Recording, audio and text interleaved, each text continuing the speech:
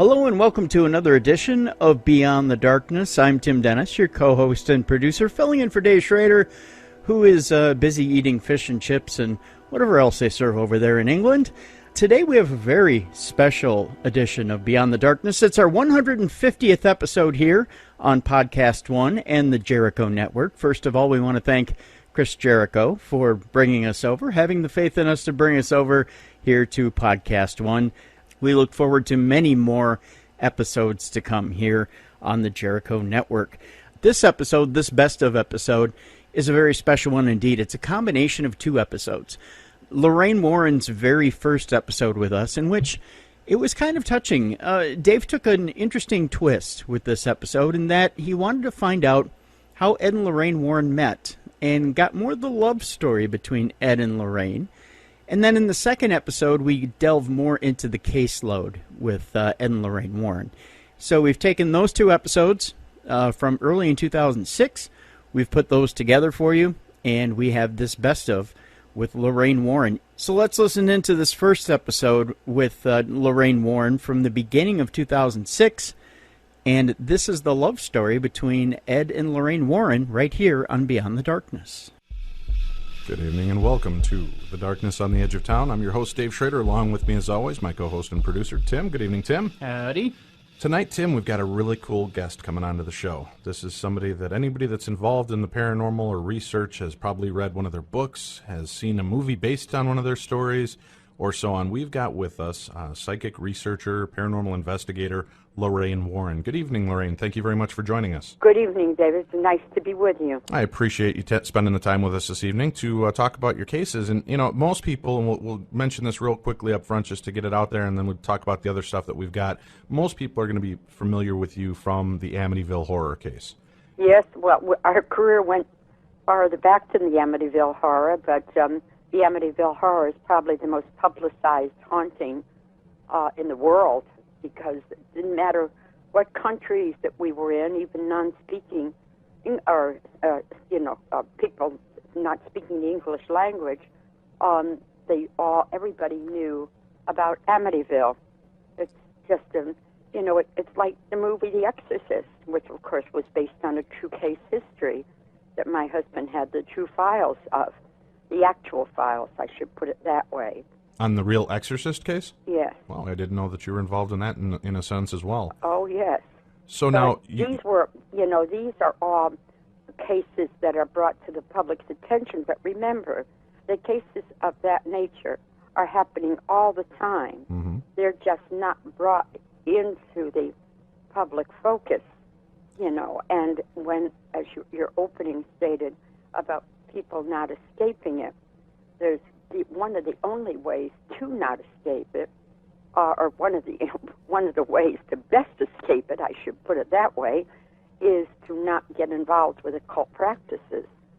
Definitely, yeah. We've heard that from quite a few of the experts that we've had on the show throughout the last year here.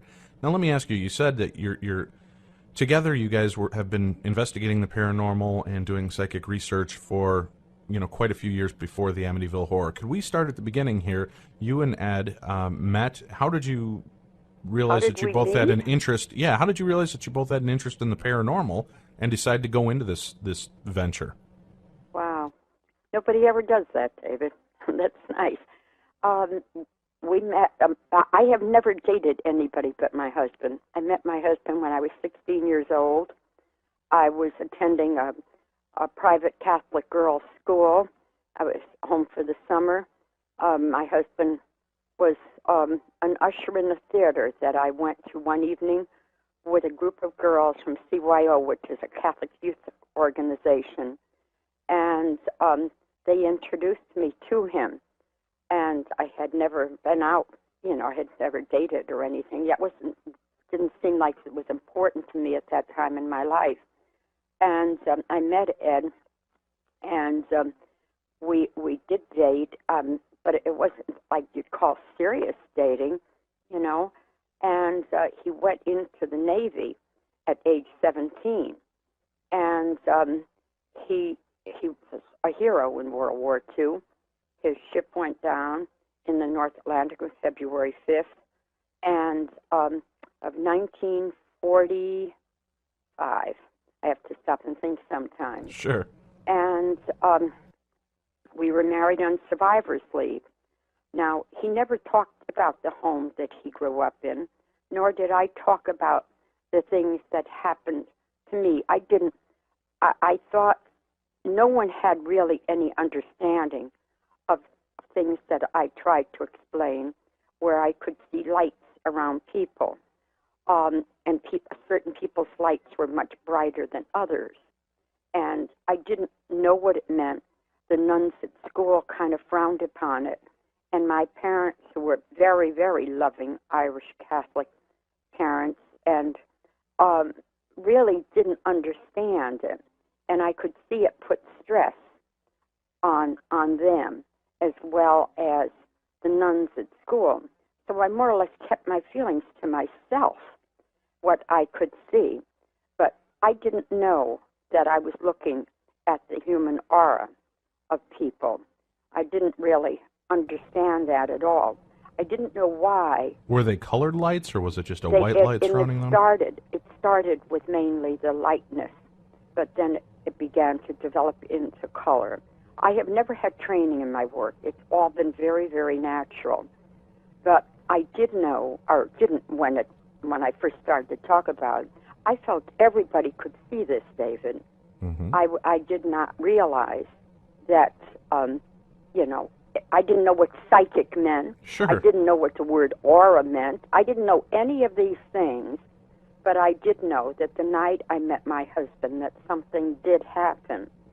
But why it happened, I didn't know, and why I moved to do what I did at that time, I still don't know.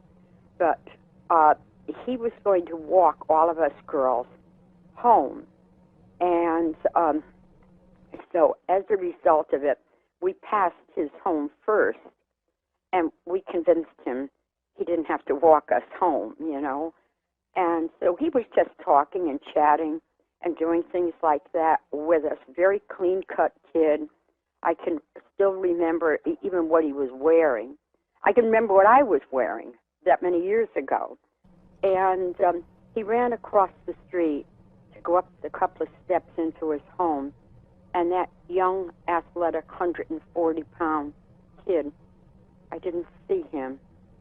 I could see my husband as he appeared to me in my mind's eye as he looked just before my husband collapsed over 5 years ago. Wow. And I wrote in my diary, I'll spend the rest of my life with you. But I never told him that until well after our marriage and our daughter was born. And he always just kidded about it. He made light of it. He would say such things. They call that entrapment. Right. And so... So anyway, that was really love at first sight, huh? It was love at first sight. That's cool. Yeah. And, he had dated. I had not. But, he was never involved in any other serious relationship. So, all right, he comes home, and he picked up, he has his education and things of that nature. He picked that all up. And then he went to school for art. He went to art school. He went to Pear Art School, which was a subsidiary of Yale at that time. Okay. And we made our living as artists for many, many years. And the art funded us and enabled us to travel. And my daughter, our daughter, Judy, would stay with my parents. And that is how we made our living. He began to talk about this home he grew up in Bridgeport and the things that happened. My reply would always be to him, honey, you're not supposed to believe in things like that. You're Catholic the same as I am. And when people die, they either go, to heaven, hell, or purgatory. Can you give us a little insight? What type of things did Ed see growing up? What was at his home? He lived in a home from the age of 5 until the age of 12 that had an enormous impact on his life.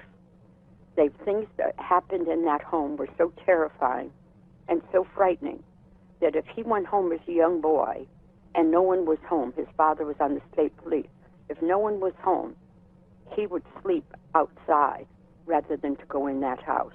Wow. It was so bad, the things that happened in that home. He talked about the clergy always being there and always blessing the home, but there was never, ever an answer to what took place in that house and why these things occurred. Was Ed an only child? No, Ed had a twin sister and an older brother. In fact, his older brother was 5 years older than him, and his older brother passed away maybe about 7 or 8 years ago now. And on his deathbed, Ed said to him, "Where were you, Frank? Where were you when all of that stuff happened in that Jane Street house?" And he said, he told my husband for the first time, both of them as older men now, I could never stay in that house. That house was so bad. And he would say, he was in sports, he would stay either at the coach's home, he would stay with a neighbor, he would stay with friends, but he never wanted to stay in that house. Did it affect Ed's sister as well? The sister would always be with the mother. She would, wherever the mother would go, the sister would go. But the boys were brought up to believe they were men. You know, men can Right. take care of themselves. Right. You know, and I guess that's how it developed his maturity to be able to enlist in the Navy and to make 4 crossings across the North Atlantic in active duty before he ever reached his 18th birthday. Wow. So, of course, naturally, it builds a lot of character, and he does have tremendous character. And everybody will talk about that. So he began to talk about it, and this is what it really boils down to this, David. Okay. He needed to satisfy his curiosity regarding what occurred in that home. Did that really happen to other families, or was his family just picked to have that happen? And what did it all mean? Were his parents affected by what was going on in that house? Definitely. Okay, so it wasn't just something that No. as soon as The mom and whole dad came home, family. everything settled down. That's Okay. why the mother wouldn't stay home and the father was working and everything. And so, anyway, as a result of all of this, you begin to realize that he began to realize that he wasn't all alone. Right. You know, but every haunting, as every family, are not the same. The emotional makeup of people who live in these homes are very, very important. And the structure of the family is very, very important. Now, Ed's dad was very, very religious, but very, very stern, a very stern man. And so, you know, that's how he treated his family, exactly that way. I could never say nothing about his father, nothing. Mm-hmm. I can't say anything about his parents, period. Right. And, but for him, that had an impact on his life. His whole life was affected by that. There was never answers. So when I would say things to him like, "I can't believe that you want to do this. I can't believe you want to go in these places," because I don't. Right. No, I don't. You were the voice of reason, huh? I don't want to go in these places. Sure. But the more I was going in, the more homes that I would go into. And to be very personal about it with you, I didn't think I was doing something that was right, so I would confess it. I would go to confession as a Catholic and confess to doing this because I felt I was doing something wrong. And, of course, it took a long, long time, and it took counseling with a Catholic exorcist to make me realize that, you know, what I was doing was perfectly all right. It was what was motivating me to do it, and that was very positive. And my psychic ability developed right along with it. So when I would go in, everything that has happened to me regarding my own psychic ability has happened very naturally. So I discern in these homes what is going on. I discern for cases like the possession cases. I discern for the police where murders and things of that nature are concerned. That has been my role, but always working with my husband. Great. I have been, during a period of time, some years ago now, we were out in California, and I became involved with Dr. Thelma Moss and Dr. Johnson at UCLA, where they were doing research on Kirlian photography. That is the ability to photograph the human aura around every living object that God created. That fascinated me. Here is an answer for me. Here is something that I had been able to see from the time I was a little 9-year-old girl, that I could see these lights around people. And as a result of that, now science is being able. So they wanted to, although science had the answer for being able to read these things, which is quite fascinating, by the way. And when you were able to see these auras, when you saw the photography, did the pictures match up with the colors and the lights that you saw? Yes, they do. Okay. So what they wanted to do with me, what they had asked if they could do, they would allow me to work with them in the lab if I allowed them to work with me as a natural psychic. All right. No training. Sure. And so, and certainly no books. And so as a result of that, that gave me confidence, you know, and then working with this priest, this Father Charbonneau, that also, who, by the way, became a very personal friend to Ed and myself, and had worked a great deal, and still very much involved in our life. And so that's kind of the stepping stones that got us started into the work we're involved in today. Were you seeing spirits growing up as well, or were you just seeing the aura lights? I was just seeing the aura. I never did begin to actually see spirits until I started going in these homes where active phenomena was going on. But seeing the aura, and then the next step of that would have been the spontaneous thing that happened to me at age 16. Well, you know what? Why don't we cover that? We're going to go to a quick break here. For those of you that are just tuning in, you're listening to the Darkness on the Edge of Town Paranormal Radio Show. Our guest is Lorraine Warren. She's a psychic researcher, a paranormal investigator, and along with her husband, Ed Warren, they are probably two of the most prominently and well-known paranormal and psychic investigators in the world. We'll be back to talk more with Lorraine about her personal experiences and along with what she did with Ed throughout the long and illustrious career that they've had investigating the paranormal. We'll do that right after this. We thought El Chupacabra meant the cup of coffee in Spanish. Me llamo Eduardo Especial. ¿Cómo está el yay? What you talking about, Willis? Shows you what we know. Stay tuned. There's more to come from the Darkness on the Edge of Town. Hey gang, you know, one of the most daring, provocative TV series out there this past season was Leah Remini's Scientology in the Aftermath, and it's back for a second season. A&E's Emmy-nominated, groundbreaking docuseries Leah Remini's Scientology in the Aftermath is back for season 2. Brand new episodes are on Tuesdays at 9, 8 Central on A&E. Leah Remini, Scientology in the Aftermath, follows Leah Remini along with high-level former Scientology executives and church members as they delve deep into shocking stories of abuse, heartbreak, and harassment experienced by those who have left the church and have spoken out publicly about their experiences. Now, this season, Leah Remini continues her quest to give a voice to the victims of the Church of Scientology. And I don't know if you've ever watched some of these documentaries on the Church of Scientology, but some of them are just downright frightening. The series also explores accounts of former members whose lives have been significantly impacted by the church's practices. And Leah is helping people to take action, not just bringing up the issues that they're going through, but taking action as well on it and turning some of these survivors into fighters and revealing truths and seeking justice. So she's really getting in there and really changing people's lives.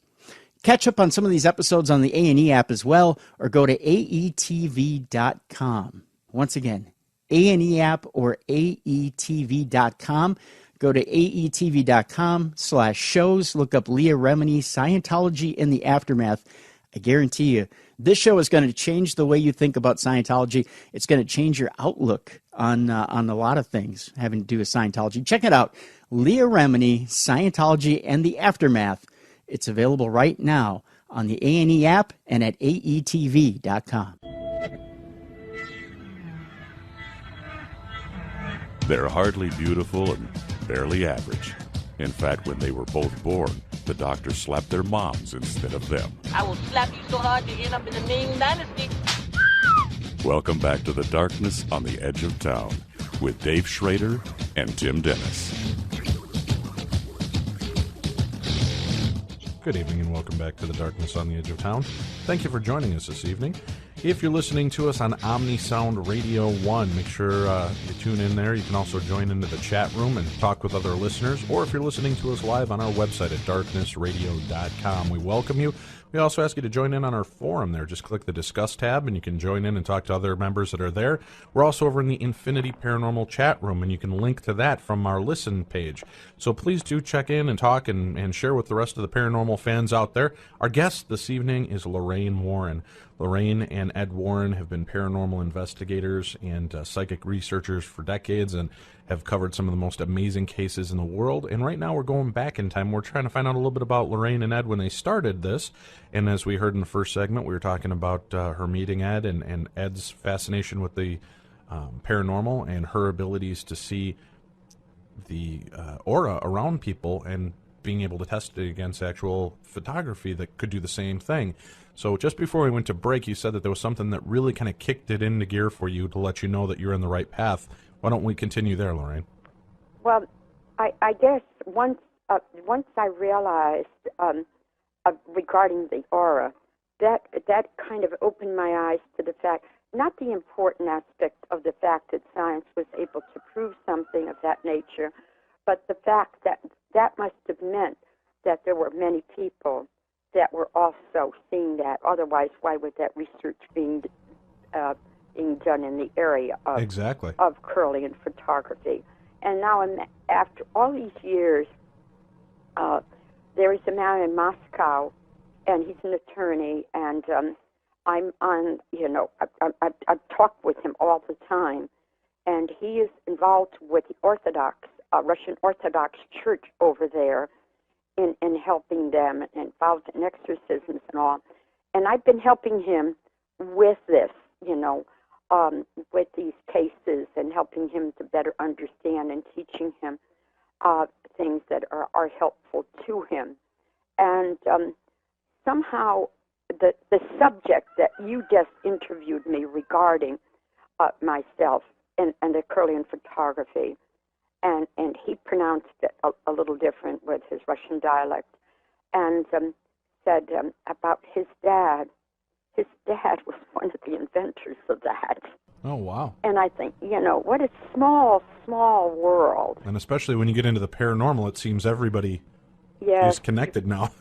Exactly. Yes, you do, in one way or the other. So that in itself, but finding out that in no way whatsoever was I going against any aspects of my faith that's always been important to us. Sure. Our faith is something that's very, very important to Ed and I. Well, it would have to be with what you guys have been up against. You have to have some serious faith, I would guess, to go up against demons and evil entities and things like that. You do, exactly. And my husband, of course, chose to study the area of religious demonology. And as a lay person, there were very, very few. I know you can go on the internet today and you will see many of them referring to themselves as they are not. I don't know whether they seem to like the title or think it gives them importance or what. But Ed put tremendous amount of energy and time, and not just understanding our own faith, but understanding other religions and and interviewing and talking to clergy and studying both the New Testament and the Old Testament, and we've worked with rabbis, we've worked with Buddhist monks in the mountains of Japan, we worked a great deal with the Anglican Church in the United Kingdom for 27 years. So it isn't just we stay steadfast to our Catholic faith, but we work with all of these religious clergy, and we will always make a point of saying we would kneel for a rabbi, we would kneel for a Buddhist monk, we would kneel for any of them just as we would for a Catholic priest. Out of respect, sure. Now, did you find by doing these travels, all these different cultures and religions, were you finding the same type of events happening throughout the entire world? Yes, you were. You were fighting exactly the same thing in all these different cultures. So because of that, their rites might be different. Say the Buddhist monks, to have the honor of going into these monasteries, myself as a woman, to go into these monasteries and work with them, to do it with the Catholic clergy where the cloistered clergy are concerned in the Catholic faith, and me as a woman to go in, wow, you don't really know what that is like, you know. Now, can I ask you a question? Now, you've seen spirits, you've seen physical manifestations of spirits. Do they have auras as well? It depends. All right, remember, when a spirit appears, what they are being fed through our energy. Without the energy, they can't manifest. All right. So it's us that is activating that spirit. We're doing that, or the energy of the room, or the energy of other people, or the energy of nature is what is activating the spirit. That's why you see it today in so many photographs, these ghost globules, you know, all these. And if you study this, if you watch the progression of them, what will happen, David, is they begin to form all into this big, huge veil, which is a ghost veil. And you can see it. We have evidence of it, where it touches down like onto the ground and then goes up into the atmosphere. That is what the spirit is drawing from in order to be able to manifest, in order to be able to show themselves, say, on film. When you take a photograph of a ghost or any spirit, when you are able to get that in a photograph, you are not photographing a ghost. You are not. They are implanting their image onto your film. That is what is taking place at that time. Okay. That seems to make sense. Yes. So do you see the auras then around them? Or if you do, is it usually, I'm sitting here looking at Tim, he's got a purple aura around him, a spirit is making itself known, is it drawing will the aura I see around the spirit most likely just be an extension of Tim's or my aura? Like attracts like. Okay. So let's say something is going to manifest. It's going to be attracted by your aura. Okay. Not as a man or a woman or as a young child, or it's going to be attracted by your aura. Like attracts like. And that is why people going out and taking these photographs of ghosts, you always, when you're doing it, always shoot 3 or 4 times in one location. Right. To give it the opportunity, you know, to manifest. So, in other words, David, you and I and your producer could all, the 3 of us could be out there. It's only going to be attracted to one of us, not to all of us. And we may not see it with the physical eye, or we may. Well, that was another question I had here. Now, I was wondering, you know, there are so many cases where only one person in the group can see a spirit. Exactly. So is that because they're leeching, maybe maybe this spirit is able to tap into my energy flow so it can make itself almost like a little movie. It's showing itself to me. Exactly. Okay, yes. so it's tapping into my... Else you're that psychically sensitive. Okay. So, I mean, there's more than one rule of thumb. All right. That makes a lot of sense. That would, I can see that working a lot more, that they're using our energy and our personal energy, and if it's like attracts like, that this spirit can see that I'm the person in this group that they would most be able to communicate with. Maybe we're on the same wavelength, if you will. Exactly. So they come in and they blend into my energy field, which allows me to see them and why other people may not. And it probably depends on your energy field, how strong it is, if it allows other people to see it as well. Well, it would depend, like I say, about the like attracting. Right? You know that there are people that if you went into a crowded room, or even if you were in a place public place, and you were either lost, you know that you're going to look around for that one person to approach. Sure. We all do. It's like Tim and I, like attracts like, two big fat bald guys. Yeah. We're the exact same. With the same name? Well, close enough. Well, actually, is Tim David Dennis, and I'm David Schrader, so we're close enough. And wow. Yes, I would say so. I'm legally changing my name to David Schrader later this year, so yes. So we will be alike in that respect. Well, that's amazing.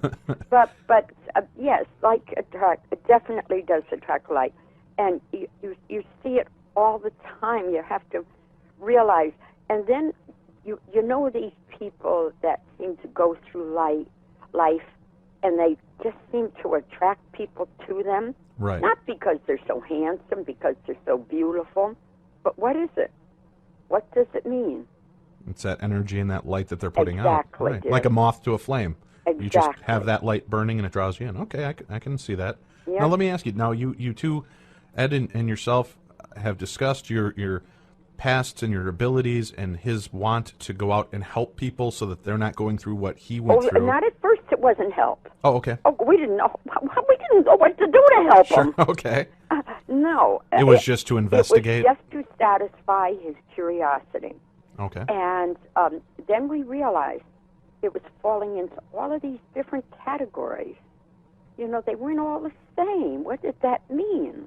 Do you remember the first investigation that the two of you went out on to try to further this information? One of the first was mind-boggling for me. And that was Ed. We were making a delivery of paintings in New Hampshire, and this other couple wanted to go with us. And so they were going to go with us. They hadn't started their family yet, and Judy was just a baby, so she was going to stay home with my mom and dad. And so we went up there to make this delivery of paintings, and Ed spotted a sign, and it was called Henniker. And he said, Henniker? And he made this big deal out of it. He said, I read about this haunting that takes place in this town of Henniker. And his buddy, who had been a childhood buddy of Ed's, and said to him, there must be 1 million Hennekers all over the place. He turned a curve in the road, and there was a sign. David, it is still there today. Okay. This is the only Henniker on Earth. And so anyway, we went to New England College, which was in its infancy then. Everybody there, the students were about the same age, or maybe just a little younger than Ed and I and Jerry and Yolanda. So we went up and asked them if they knew anything about this Ocean-born Mary house. Oh, yes. So they told us how to get there. And this was a very, very unique kind of a haunting. And this woman's spirit continued to haunt this house. You want to see a spooky-looking house, you would have to see this place. High on a hill, late at night, dirt road, and it's on a mountain. And we pull up. And now, this is something about myself I don't even understand to this day. Okay. I'm not afraid to enter a dark house. Well, that makes one of the three of us here. Well, I think it's because I've always been very secure. I was secure in my home. I'm secure in my faith, secure in my marriage. You know, I've just been always a very secure person. And I always felt that there was nothing that could hurt me because I had faith. And so, anyway. Even though driving up to this, I mean, what you just described sounds like the quintessential, like, Dracula's castle up on the sound. That's just exactly what it is. Right, sitting there on the hilltop with the dark and the long winding driveway and the creepy old house in the city. I can even tell you something about Dracula's place, a castle. Well, why don't we, let's cut away real quick to a commercial. We'll come back, and then we'll hear more about this first investigation that you and Ed went on. Oh. And you're listening to the Darkness on the Edge of Town Paranormal Radio Show. Our guest this evening is Lorraine Warren. She is one half of the dynamic crime-fighting duo of Ed and Lorraine Warren that are psychic researchers and paranormal investigators. We'll be back with Lorraine and more of her stories right after this. The New York Times has raved about the show. The Star Tribune says it's paranormally funny. And the Biscayne Bugle said, how could they put this crap on the air and live with themselves? I am so sorry for everything that has happened. Because in spite of what Mike says now, it is my fault. Because it was my project. Everything had to be my way. And this is where we've ended up. Stay tuned. There's more to come from the Darkness on the Edge of Town. Jeff Rusterholtz with Edina Realty understands that the housing market is changing, and he's prepared to work with you to put together an aggressive plan to ready your home and help you sell quickly. It's Jeff's goal as your full-service real estate agent specializing in the Twin Cities to provide you with superior service at all times. His local expertise and extensive real estate experience will benefit you whether you're serious about buying or selling a home.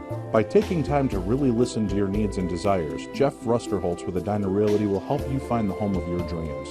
And if you're selling a home, his real estate expertise and many effective marketing programs will give you the exposure and edge you need to sell your home quickly and for top dollar. Jeff prides himself on providing unparalleled service, and he looks forward to developing a long-term relationship with you. Visit him online at movewithjeff.com for more details, or call 651-690-8479 to get started on securing your future. That number again, 651-690-8479.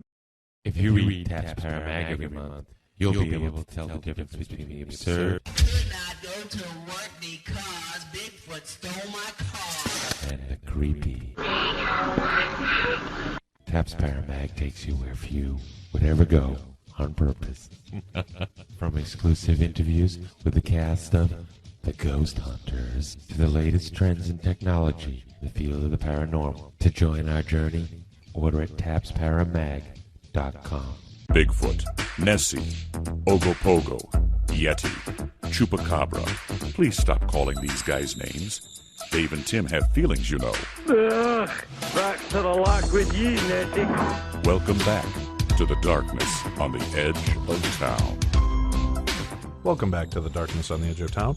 Thank you very much for joining us this evening. Our guest, if you've missed it, you've missed a great show. We've got Lorraine Warren on the phone, and she's a psychic researcher, a paranormal investigator, along with her husband, Ed Warren. They've been well-known and documented books and movies based on their cases and everything. It's an amazing lady, and what we're doing tonight is actually going back to the beginning. We're going through and learning a little bit about Ed and Lorraine and how they got started into the field of the paranormal. And just before the break, Lorraine was starting to talk to us a little bit about their first investigation. Now, we've only got about 15 minutes left in the show tonight, but Lorraine has graciously agreed to come back on our show from time to time and tell us about other stories and events and cases that she's worked on. But you were just telling us about this creepy old house on the hill now, Lorraine, and this was the first one. Let me finish with that. Sure. What had happened was we pulled up, and just the two couples, and it was a rickety old fence all out in front. It was a great big hulk of a home, and darkness, total darkness. And so I said I would go up to the door and ask, whoever answered the door. And we knew that a man by the name of Louis Roy owned the house, an old man. And we knew that much we knew. So as they watched from the car, they watched from the third floor of this house, they watched this light come all the way down to the second floor, down to the first floor, and then this little man, very small man, opened the door to me. And this is exactly what I told him. I told him that my husband was very, very interested in his home because of the haunting phenomena that had occurred in the house over a period of time. And I wondered if he would be gracious enough to let us come in and talk to him. And he said, certainly. And he did. So I beckoned for them to come. Now, this is what the light was. No central plumbing in the house, no central electricity in the house, no heating in the house. This is a cold October night. And so we went in, and the room that was off to the left was a room that he used all the time during the colder weather. He had a bed in there. He had numerous shelves with books and art, or not, I'm sorry, photographs. He was a photographer, and this big potbelly stove. That was it. Okay. And he had a light on the end of 200 feet extension, and that's what he would walk around with for his lighting. Okay. That's what he improvised for his lighting. Primitive, yes. And so we sat down, and Ed began to interview him regarding the sightings of this woman referred to as Ocean-born Mary. And Ocean-born Mary had to do with a ship that was attacked by pirates crossing over from the UK into the United States. And this pirate, Pedro, was the man's name. He had said that this woman who was going into labor that was aboard, that he would spare them all if she named this baby after his mother, not knowing if it was going to be a boy or a girl. And thank God it was a girl. Right. And he named her Mary. And so that's how she became known as Ocean-born Mary. And so, anyway, she is the woman who haunts this home. I believe still to today that she still haunts it. So he's going over all of these things with my husband. Now remember, this is all very Greek to me, extremely Greek to me, not to Ed, but to me. So what happens is that we're sitting like in a semicircle, and I'm kind of partly behind my husband, and I have my arms on the back of his chair, Ed, and I'm listening. Now, my valuation on this is important. I'm not thinking anything about anything psychic. So remember, I don't even know what that even means. Right. But what I'm thinking is how sincere this man is. How sincere you are. And I was able to discern that, not knowing I was discerning. Right. Just using common sense. And so all of a sudden, my ears began to ring. My ears rang so loud that it blotted out everything in that room. Blotted out my husband's voice, Mr. Roy's voice, and I couldn't hear anything, but I could see, and I was aware, totally aware. And it was as if somebody came behind me now and grabbed my shoulders, and there's a tremendous jolt to my body. I was out of my body, and I was on the second floor looking down. It was spontaneous. Everything that has happened to me regarding my ability has been things that happen spontaneously and naturally. And all of a sudden, Ed, I guess, needed to ask me something, and he turned, and he said that I just stared straight ahead. And he couldn't awaken me, and he became panicky. And he said to the man, he said, "What's the matter with my wife? No, what's the matter with her? What's the matter with her?" And he said, "She must be psychic." He said, "This happens to a lot of people who are clairvoyant." He said, "Clairvoyant?" And he said, "What do you mean clairvoyant?" He said, "She's my wife." He said, he didn't even realize, nor did I, what was really happening. That was in the late 40s. Wow. That is when that happened. So were you able to see things around the house? Beg pardon? Were you able to see things around the All house over. during this Obi? Okay. But see, that is exactly what the ghost is. That's what they can do. That's exactly what they can do. But it was not intimidating. David, it was not the least bit frightening. I wasn't the least bit frightened by what was happening to me. Now, did you see the spirit in the house while you were doing this then? No, I did not see the spirit in the house while I was out of my body. We did return with this other couple, and we did see her coming right down the stairway, which was very, very beautiful. Do you think that maybe you weren't so much having an out-of-body experience, but maybe you were linking in psychically and you were seeing through the ghost's eyes? No, I was out of my body. Okay. I was out of my body. I was, that's what they wanted. Everything that they were interested in doing with me at UCLA had to do with all my natural development. Okay.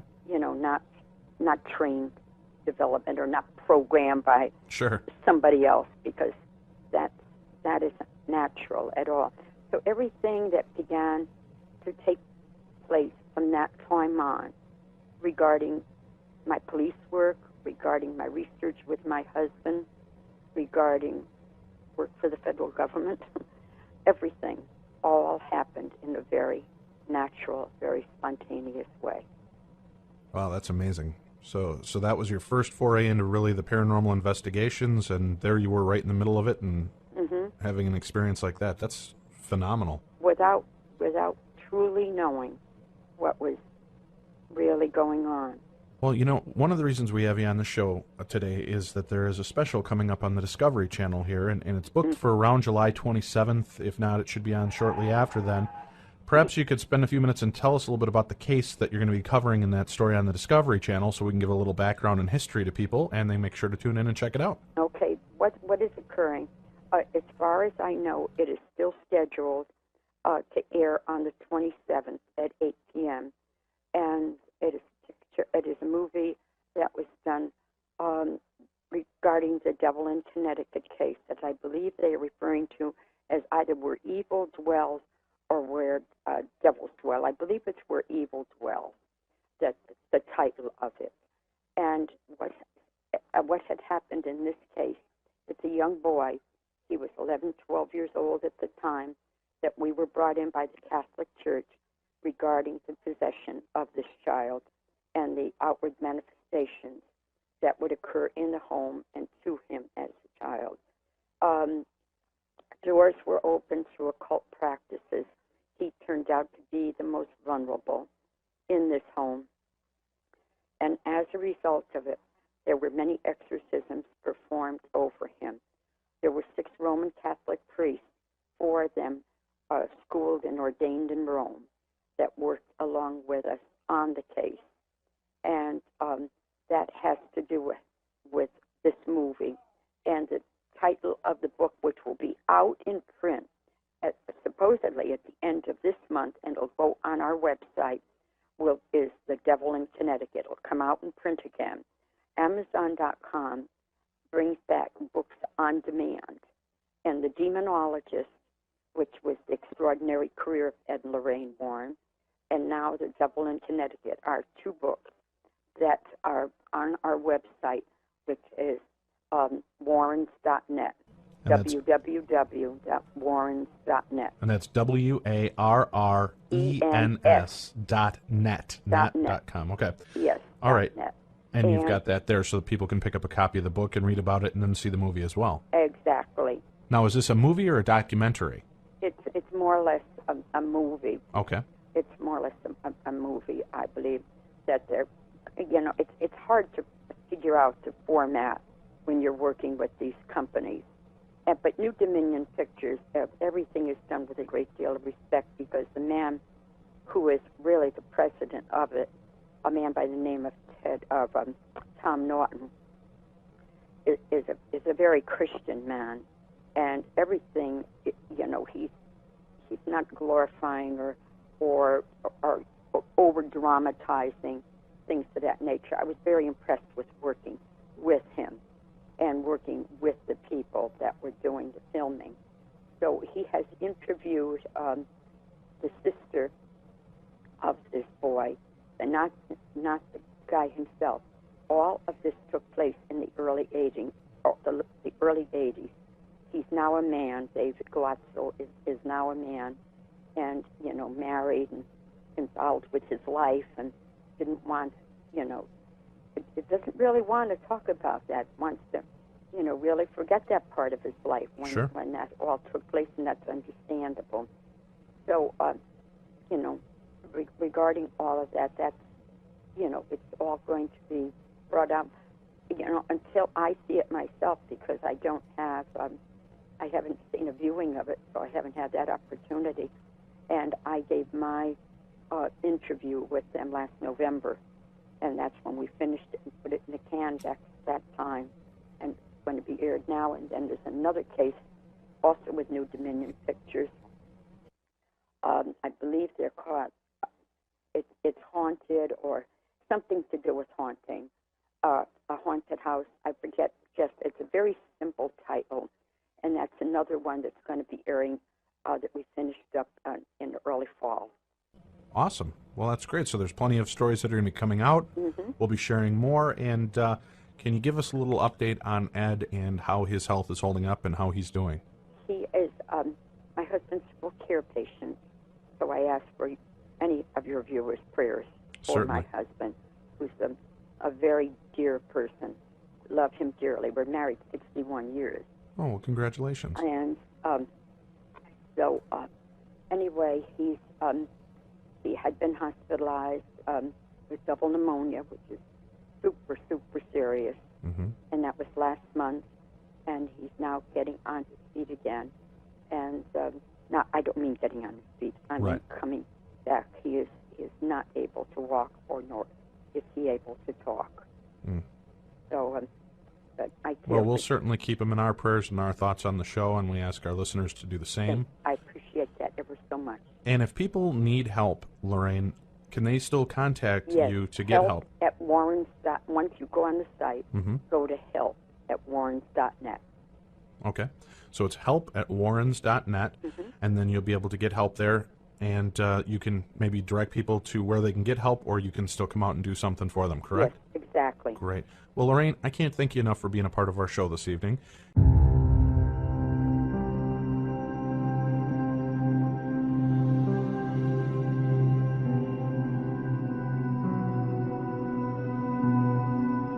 Beyond the darkness.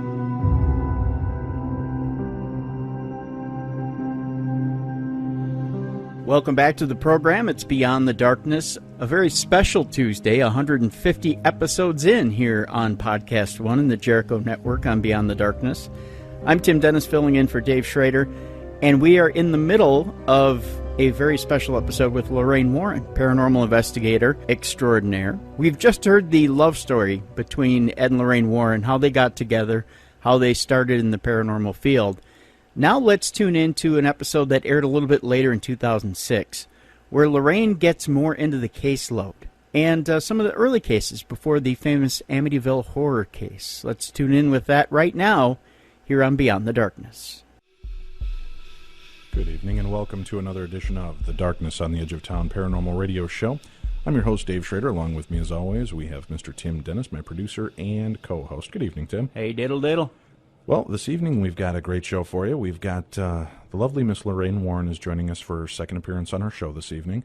And for those of you not familiar with Lorraine, she is a paranormal investigator, best known probably for cases like the Amityville Horror, along with her husband and associate for quite a few years doing this type of investigation. She was one of the first investigators called in on the Amityville Horror case.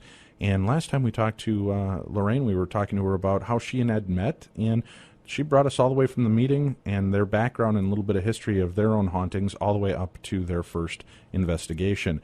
This evening we're going to invite Lorraine in onto the show. As most of you know, a few weeks ago we lost Ed Warren as well, and Lorraine was kind enough to still come on this evening and share some stories with us and talk to us a little bit more about the paranormal and keep the fires burning. So Lorraine, thank you very much for joining us on the show this evening. Welcome. I appreciate nice having you back. Again.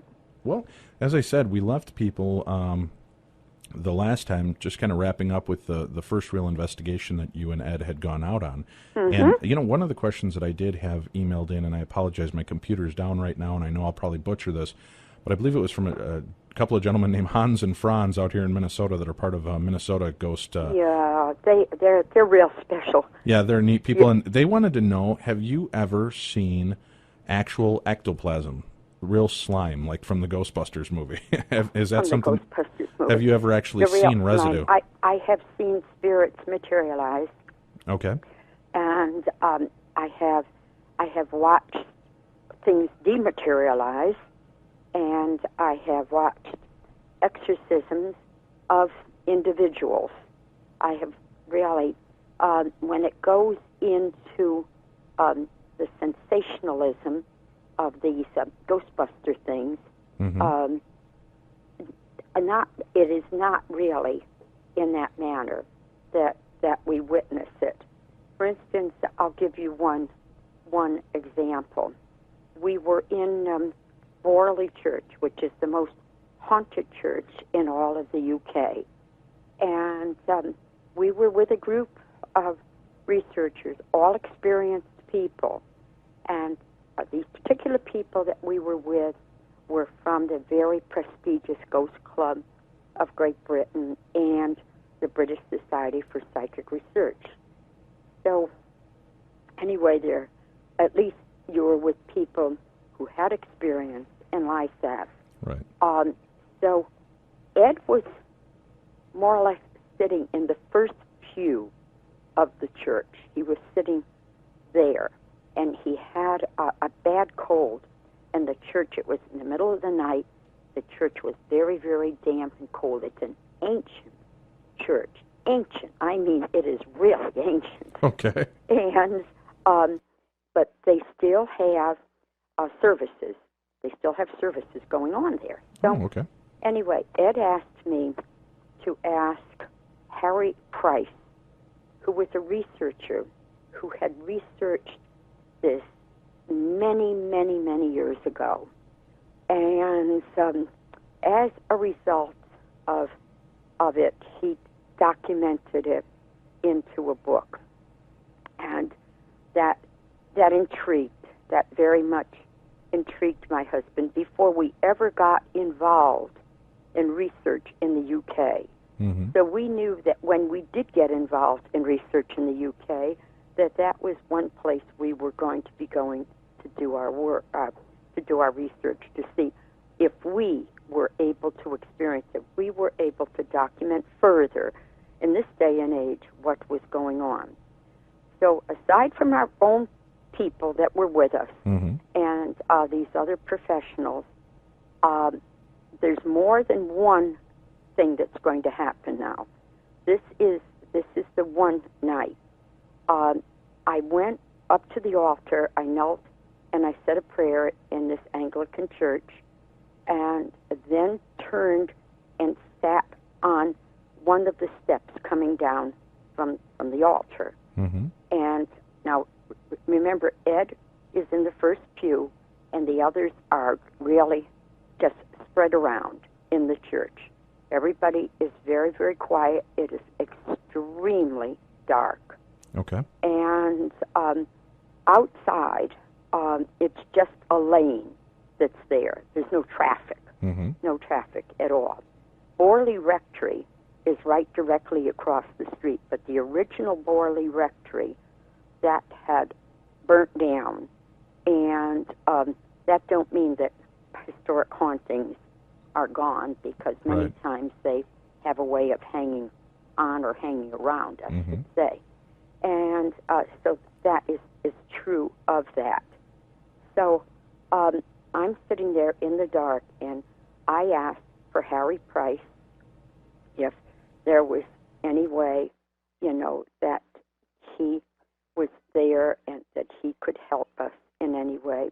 I asked for the very first minister that was to report the phenomena that had occurred in Borley. I asked, him, just like I would be addressing. Say you were addressing a class, look at it that way. Sure. And as long as you have your protection, your spiritual protection, and we always make sure of that. That is utmost importance to us, is our faith and our spiritual protection.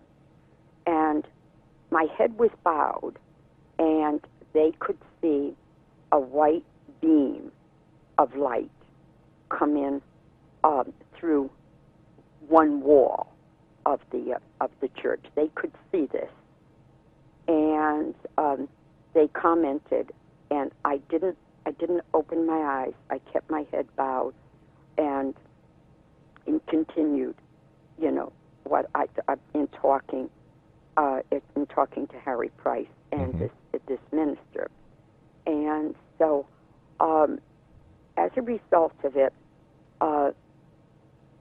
they heard, well, we all heard, something hit the ancient slate floor. We heard this.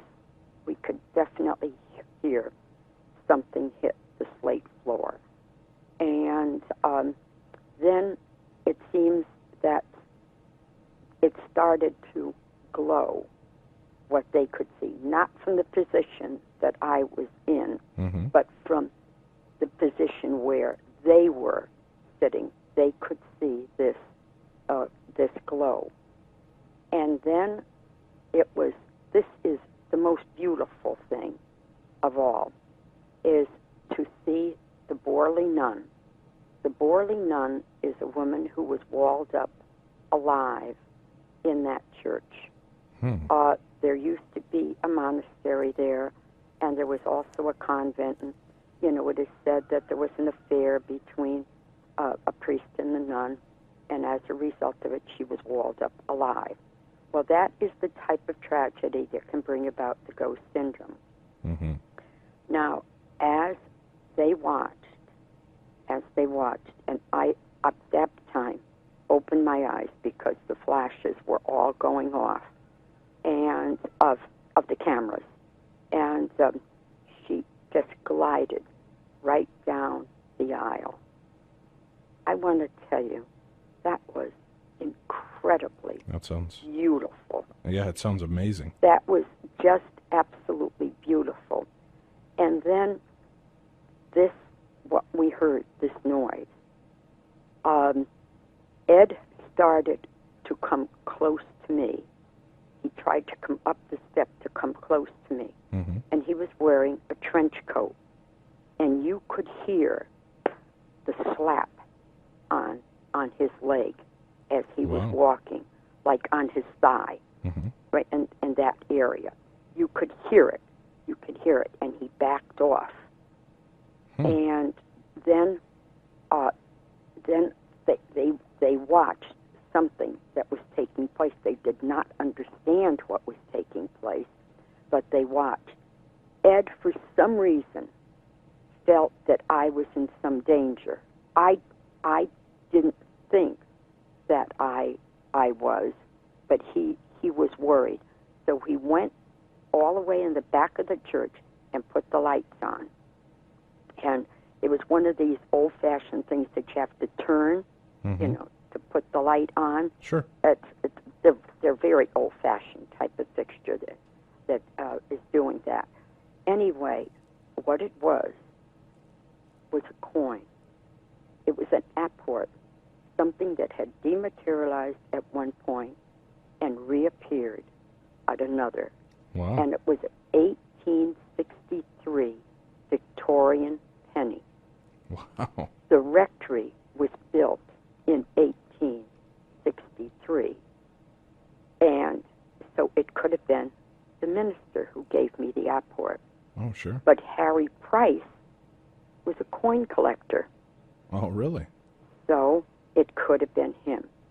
Now, a few years after that, in fact, I can tell you, it was the beginning, yes, it was around the beginning of 1986.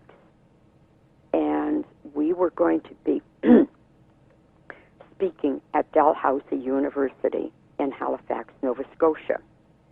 And so our grandson, who was in grad school at that time, he wanted to join us and drive up there with us. Mm-hmm. And he had a girlfriend there that was in medical school that, and they were going to be getting together. So it was very nice because it helped, because Ed was recuperating from a heart attack that he had in 85. Okay. And this all ties in with this one story, so that's why I want to finish it. Sure, please do. And so he came, and when I'm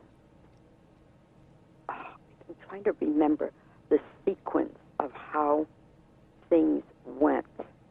Trying to remember all the sequence, and that's very, very hard without having my notes. Sure. In front of me. Well, you could just give us a ballpark, and I'm sure it'll fill itself in as you go. Well, as we laid down on the bed, there was 2 beds in our room, and Ed laid on one bed, and I laid down on the other. We were exhausted. Okay. It was very trying ride because the weather was horrible, and it was a bad storm, and it's bitter cold up there.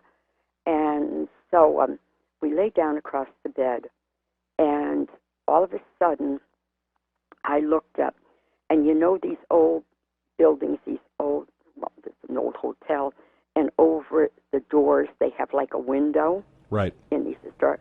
Well, it came from there, and I watched this white mist that you're referring as ectoplasmic material. Mm-hmm. I watched it come through and follow the ceiling line all the way along, and it was really amazing. And I said, Ed's got a pillow just over his eyes laying there, so he don't know what's going on. And I said, who are you? And what do you want? And I tried to stay very, very, very calm. And so, anyway, I watched, and I said, who are you? And it was Harry Price. Wow. And I said, what do you want? And why are you here? And he said, he went on, I don't want Ed to be as foolish as I after I had my heart attack.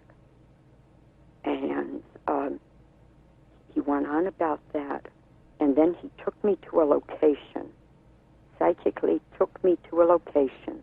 Mm-hmm. And this location, I didn't know really where it was, but we were able to document all of it. And he had married a woman of some means, and she had a summer place or another home in Germany. And he took me there, and he had these big boots on, like what they call them, mucklucks.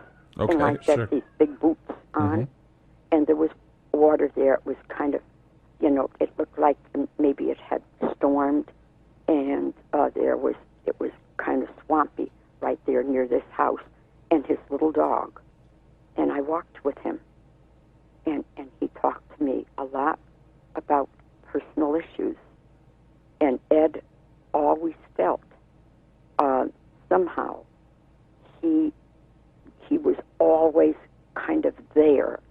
There were many aspects of their lives that kind of paralleled. Okay.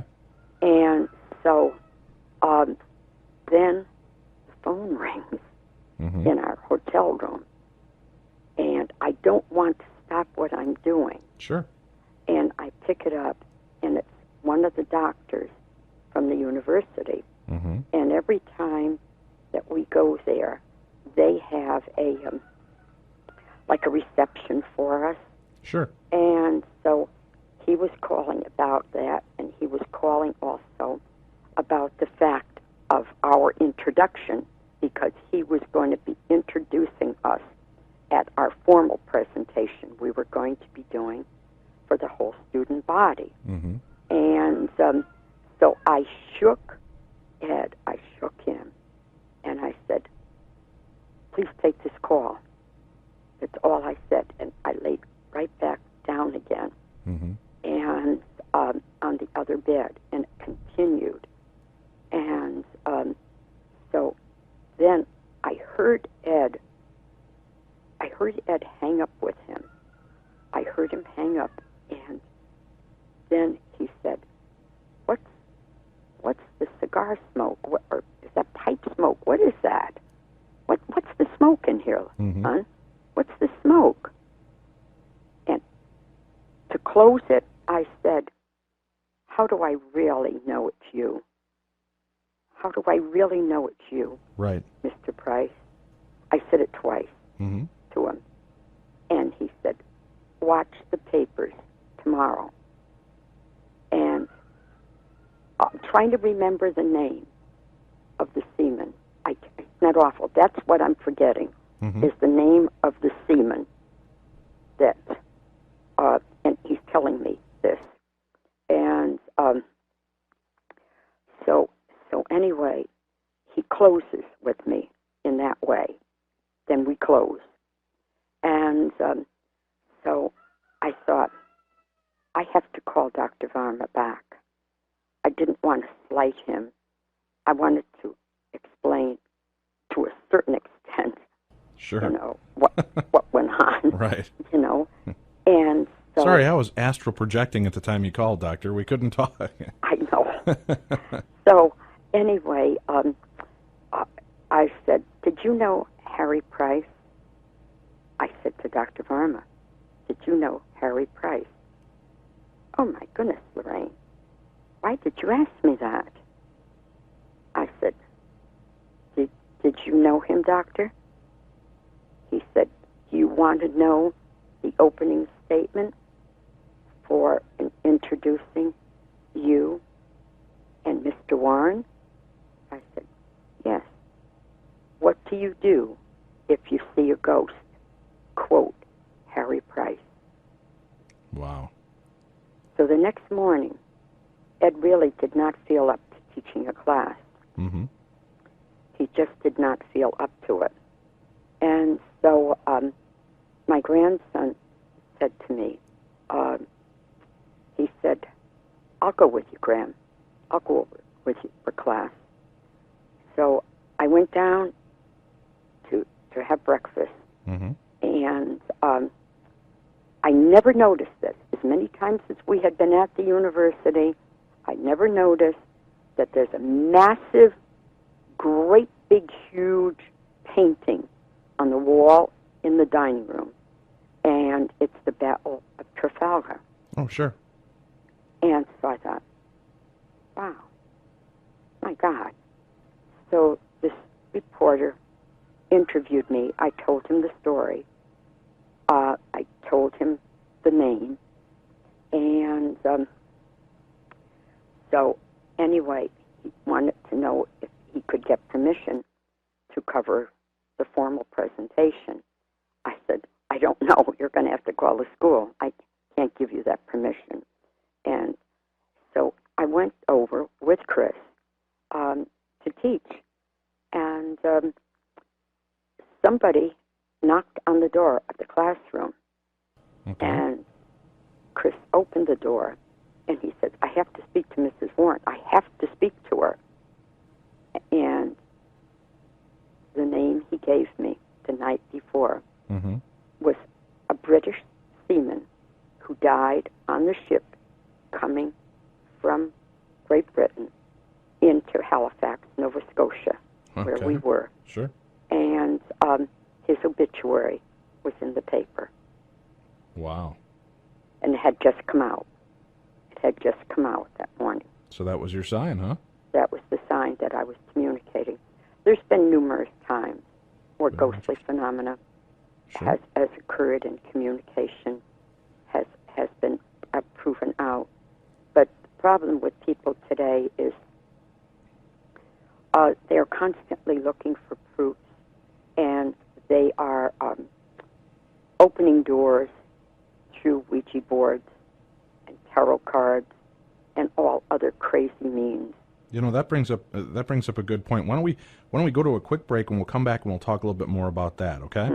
We'll be right back. You're listening to the Darkness on the Edge of Town Paranormal Radio Show. Our guest this evening is Lorraine Warren. We'll be right back with more right after this. Don't you dare move. There's more to come from the Darkness on the Edge of Town with Dave Schrader and Tim Dennis. Are you hiring? Do you know where to post your job and find the best candidates? Well, listen, I own my own business for a long time with Great Ideas Wholesale. The problem was finding people that I could trust to do the job and work along with me. Well, with ZipRecruiter, you can post your job to 100-plus job sites with just one click. Then, their powerful technology efficiently matches the right people to your job, better than anyone else. That's why ZipRecruiter is different. Unlike other job sites, ZipRecruiter, they don't depend on candidates finding you. It finds them. In fact, over 80% of jobs posted on ZipRecruiter get qualified candidates in just 24 hours. No juggling emails or calls to your office. Simply screen, rate, and manage candidates all in one place with ZipRecruiter's easy-to-use dashboard. It's never been simpler. This is the time to get on it. Find out today why ZipRecruiter has been used by businesses of all sizes to find the most qualified job candidates with immediate results. And right now, my listeners can post jobs on ZipRecruiter for free. That's right, free. Just go to ZipRecruiter.com/darkness. That's ZipRecruiter.com/darkness. One more time, try it for free. Go to ZipRecruiter.com/darkness. Two ghosts walk into a bar and see another ghost at the bar, point at them, and yell, "Boo!" One of the Darkness on the Edge of Town Paranormal Radio Show. I'm your host, Dave Schrader. Along with me, as always, my co-host and producer, Tim Dennis. This evening, our guest is Lorraine Warren. She's a paranormal investigator. She's also a sensitive, and is probably most well-known for some of the major cases she's worked on, like the Amityville horror case. And this is Miss Warren's second time on our show here. She's talking to us about all the different events that have occurred in her life. And before we were going to the break, she was talking about how people have been opening doors by messing with things like Ouija boards and tarot cards and that. I'd like to get back to that, but I do have one question for you, if you don't mind telling us a little bit, Lorraine. Again, a little bit about your abilities, what you can do, and can you also fill in a lot of people who are not familiar with who Harry Price is as well? Harry Price was one of the most outstanding researchers of his day. He died about the time that my husband was born, about that time frame.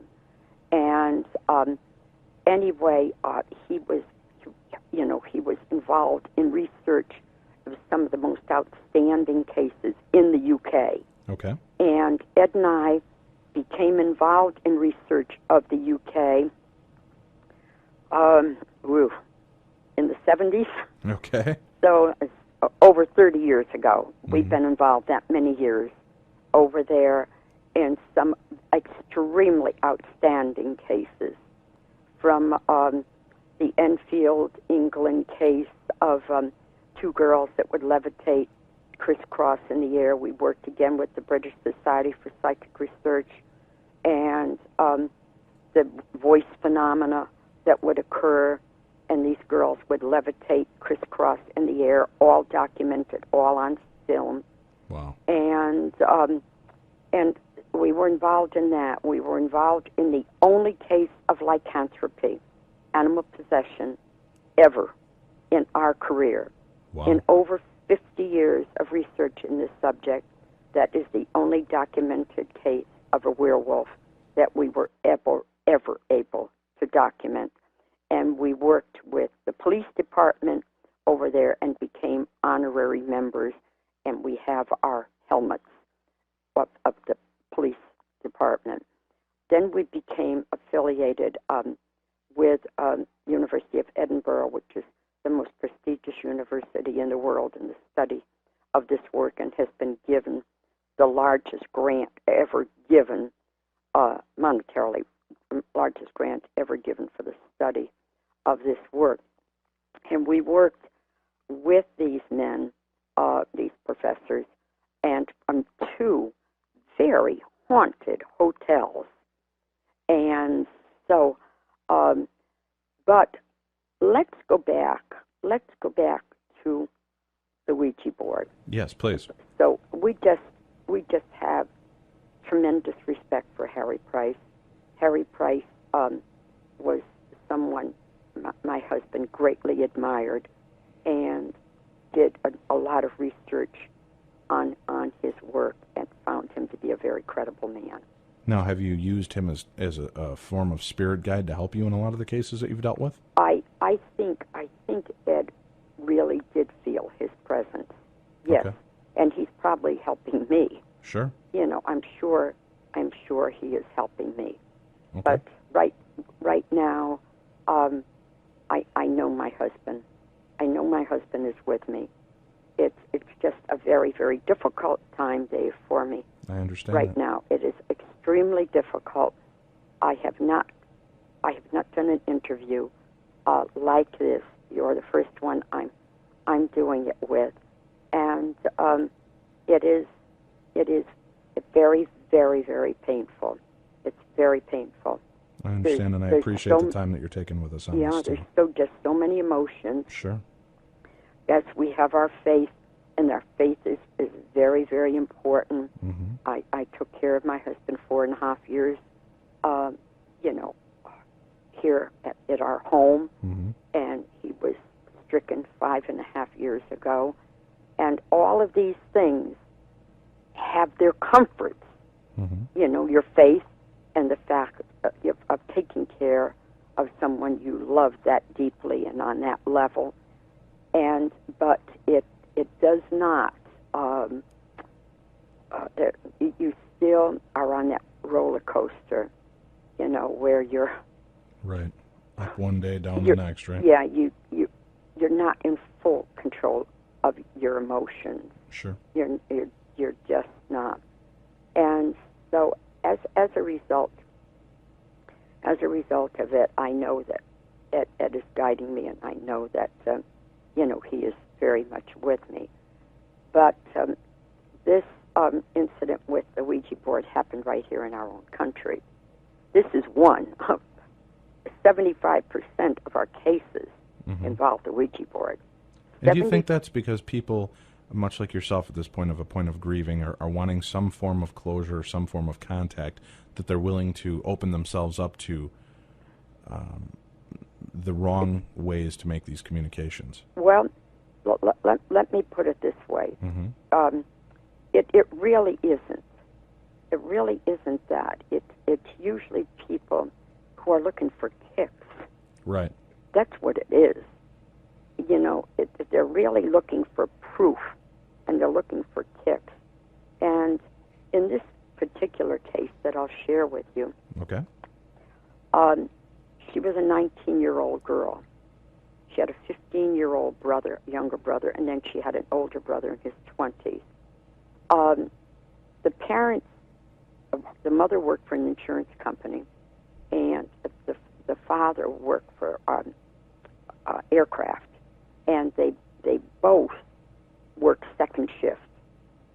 So when she was in school, she was in wait a minute, she was not 19. What am I saying? She was 19. She was 17 years old. She was a senior in high school. And so, and the older brother was already out of high school. He was like 21. Okay. So as a result of this, she would come home every night. She drove her own car to school, and she would come home every night, and she would communicate on the Ouija board with someone that she believed was a friend, a boy. She really believed it. She wasn't, her social life left something to be desired.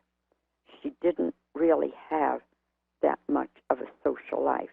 She wasn't dating, and she wasn't really involved socially outside of the house. So she believed she had this friend, and that he was giving her a lot of answers that she wanted to hear. Sure. And she made the mistake after doing this for a few months of saying, if you really are who you say you are, show me what you look like.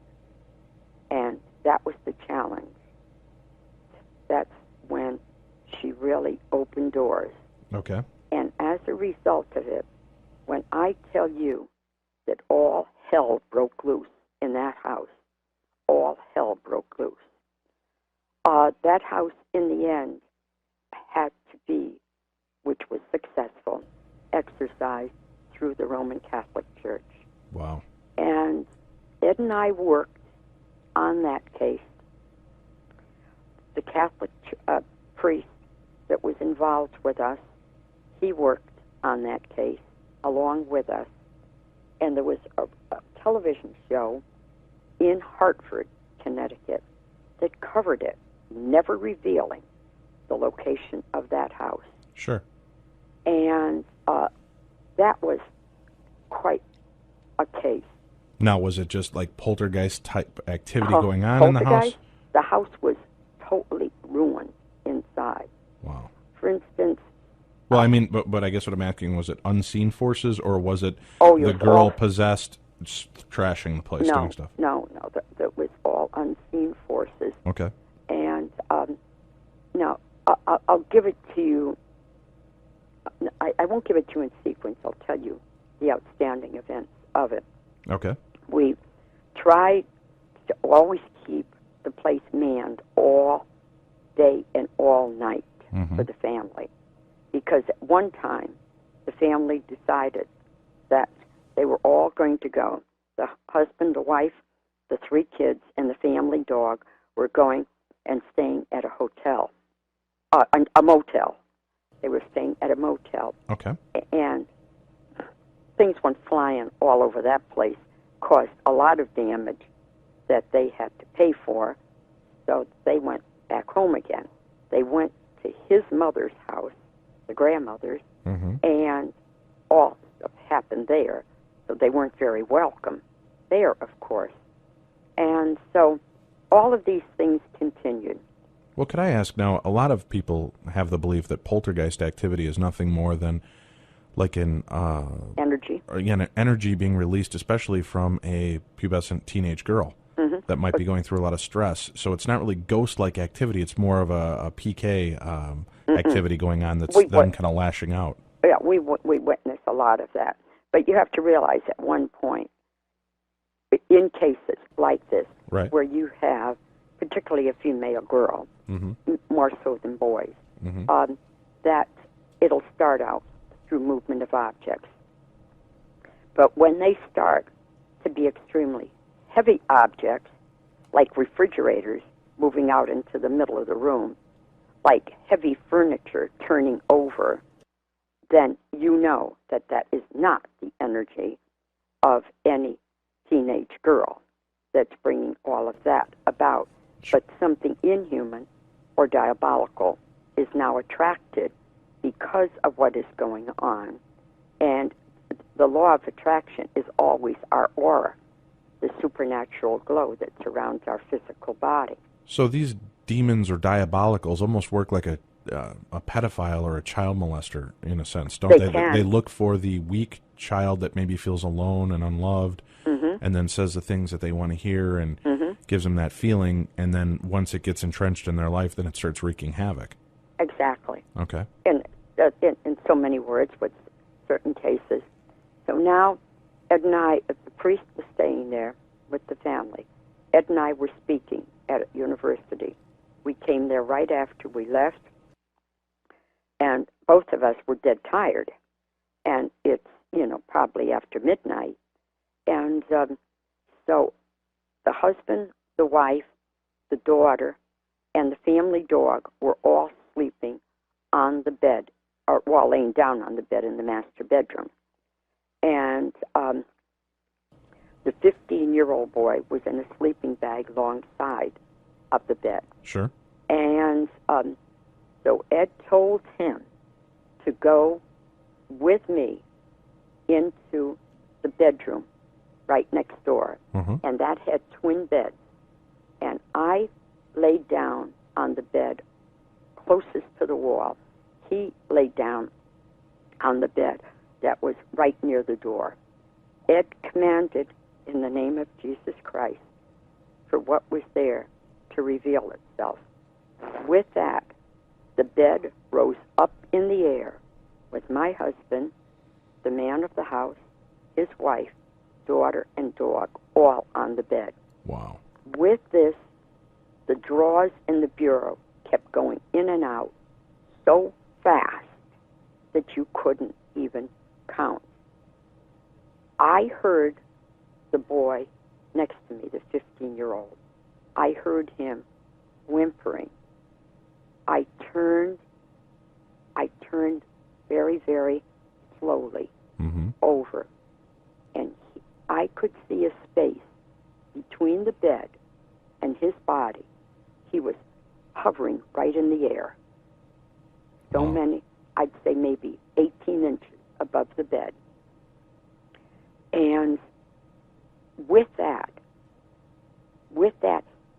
he was propelled so fast right against the door casing, which practically knocked him out. And the priest and the father and Ed came and took him out in the kitchen. And so I'm lying there. I'm just lying there. I didn't get up. I didn't want to add to the confusion and all out there. And I just stayed there. And you pray. And I always, always, always pray for everyone I love. Sure. That these forces that we're trying as lay people to deal with don't get back at someone I love. Right. Or that we love. So, anyway, I'm doing this. I can hear a baby crying. I can hear nails being pulled away from thick pieces of wood. I can hear all these crazy sounds. There's no baby. There's no nails being pulled. And then I just shut my eyes for a brief moment, and I open them for a minute, and I can see this ghostly form going down the hall. And I say, honey, honey, honey. And the priest answers me. He said, Lorraine, we see it. We see it, Lorraine. And they were in the living room, which was right down the hallway. And Ed commanded in the name of Jesus Christ for what was there to leave. With that, while Ed is doing that, the two fireside chairs on either side of the fireplace, I don't know any other way of explaining it, that they walk. The legs, they just keep going. Right. And they pinned Ed right into the corner of the living room. Unreal. They just pinned him right in. And then I just laid across the bed. And as I laid across the bed, because your emotions are really, running. Oh, sure. Crazy. I would bet, yeah. With all of this is going on. And you don't know what is next. And so my eyes are closed, and I hear metal hit wood floors. There was no wood floors. Every floor, even the kitchen and the bathrooms, were all carpeted. Okay. The whole house was carpeted. Huh. So, but that doesn't matter when they have to project a sound like that. Right. And I opened my eyes, and I want to tell you, unless you experience it, and not too many people ever have, I watched as those huge, big, flush doors dematerialized in front of me. And you're in awe. You're really in awe of it. Sure. And you're constantly relying on your faith. And within, not minutes, seconds, I hear the priest and the man of the house yell. I hear them yell. Ed was just coming in from the living room through the dining room, but the priest and the father at home were in the kitchen. They had opened the door. The priest wanted the man of the house to go down into the family room and get something for him. And as he opened the door to go down the stairs into the family room, those huge doors that just dematerialized in the bedroom reappeared on that stairway. Wow. That all happened through the use of a Ouija board. All So of just that. by inviting this kind of terror in. Yes, so it's not just a childhood game. It's not something fun to be messed around with or a lark. Even though it's got Parker Brothers' name stamped on it, it's probably not a good idea to mess with the Ouija board. No, it is not. Scrying, I think, is the same thing. I mean, do you have the same kind of fears for those events as well? The what there? Isn't it called scrying, which is another form of almost like a Ouija board to get them to answer yes or no? There's with so many pendulum? different types of Ouija boards. Anytime that you are conjuring spirits, I don't care how you're doing it, it is super dangerous. Okay. And people don't. And the name of that Harry Price gave me, that name, it just came to me, was Cosmos. Cosmos was the seaman's name that came over on that ship from Great Britain. Oh, okay. From the first story, sure. And that's the name that was in the obituary. Wow. That day. Well, let me ask you this now. You know, a lot of people, we've got about 10 minutes left with you here. A lot of people have, almost scoffed that you and Ed for so long have said that so many of the things that occur are diabolical or demonic, and they're not just hauntings of, Uncle Ned who won't go away. What is your stand on that? Do you believe in the ghosts of our loved ones that are still haunting, or do you believe that they're diabolicals? Right. Oh, my God, of course we believe in good. human spirits. Good. All right. Well, I'm just trying to get clarification because, like I've said, so many people have mentioned for years that it's, with the Warrens, everything is a demon, everything is diabolical, and I don't get that from you. That's why I was asking what your thoughts are on this. No, by no means whatsoever. Okay. My husband really gained a reputation for his vast knowledge of religious demonology. He was one of only 7 lay people, and he would be called on all over the world for his knowledge of religious demonology by Buddhists, by Muslims, by Jews, by Anglicans, by Church of Scotland, by the Roman Catholic Church.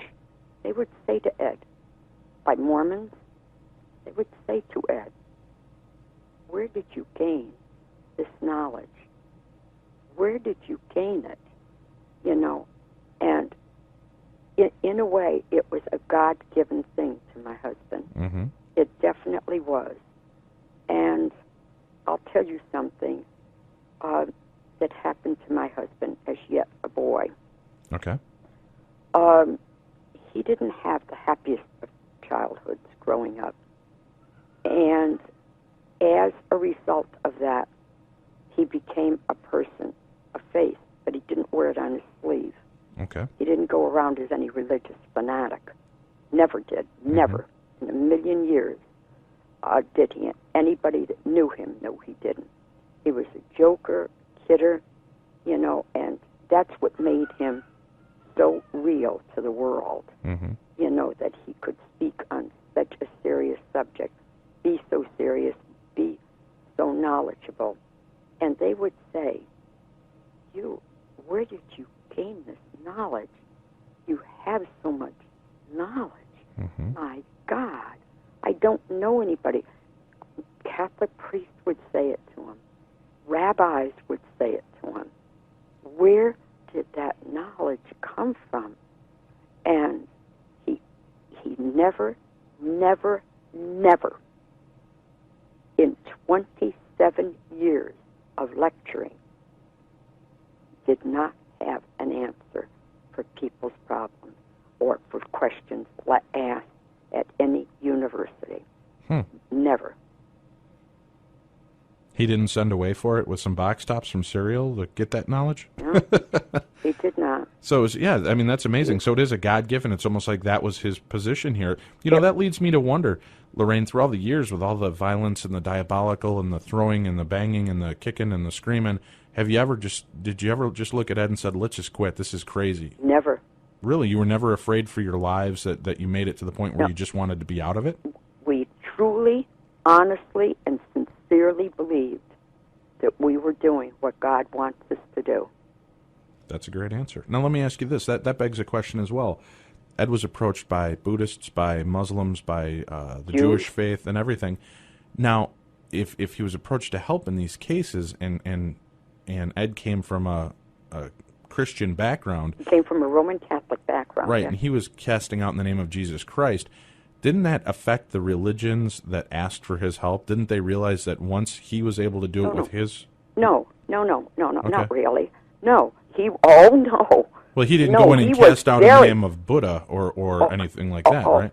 Oh, let's straighten that right out. Right, that's what I'm asking. Because, Dave, he was very ecumenical where our work was concerned. Sure. He can help, let's use the rabbi. He can help the rabbi to understand what has to be done. He's not going to do it for him. Oh, okay. He can tell. And the rabbi is bringing in a minion of 10 pious men from the temple, and they are casting out in their name. We worked when Ed collapsed in 2001. We had just came back from working with Buddhist monks in the mountains of Japan. Beautiful, absolutely beautiful, beautiful people of God, men of God. And we were there. We were there because of Ed's knowledge. During these exorcisms, they were casting out in their faith. Ed, through his knowledge, and me through discerning, were working together as a team to let them know what was going on. Oh, okay. That's how it was handled. All right. So you did respect the religions of the people who were asking for the help, and it wasn't just... Yeah, because I was always curious about that. If Ed was going in there, I would think, the Muslims or the Jewish faith or the Buddhists would go, wow, look, he said Jesus and they're gone. Now maybe we should rethink our religion. No, dear, no. Okay. No, by no means whatsoever. We were very, very, very ecumenical and had the greatest respect in the world. We would kneel for the blessings of a rabbi, a monk, any religion, as quickly as we would kneel for the Roman Catholic priest. Now, Lorraine, my husband was buried as the Roman Catholic that we grew up with. We're married in.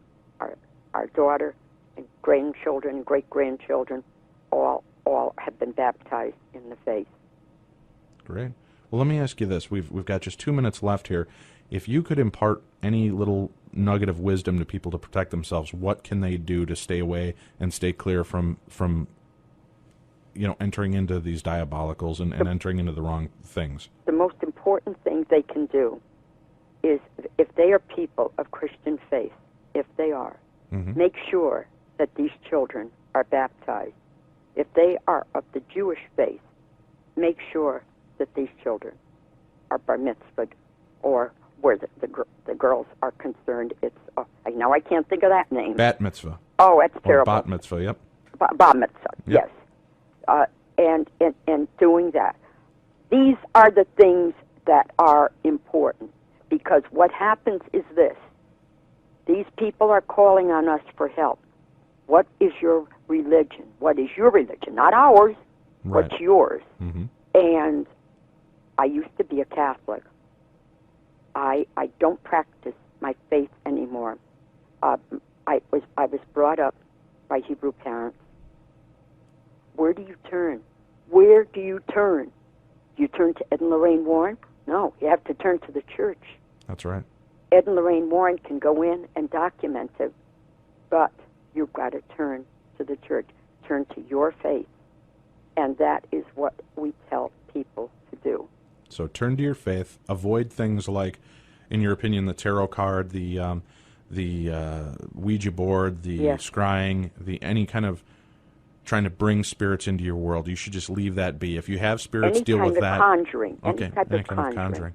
Mm-hmm. Well, Lorraine, I really appreciate having you back with us on the show this evening, and I appreciate you coming back with us so soon after your husband's passing. And I just want you to know, from the outpouring of emails we've had when we told people that you're going to be on the show this weekend, that you are very loved, very well thought of, and there's a lot of respect for you and Ed. And we're sorry for your loss, and we just thank you very much for all the work that you have done and will continue to do in his name. Just pray for the soul of my husband. We certainly will. And pray for that. I'll continue to be guided to do his work and my own. Definitely, and we appreciate the work that you've done. And Lorraine, I want to thank you very much, and hopefully we can have you on again here in the future. I'd love to have you talk to us about your werewolf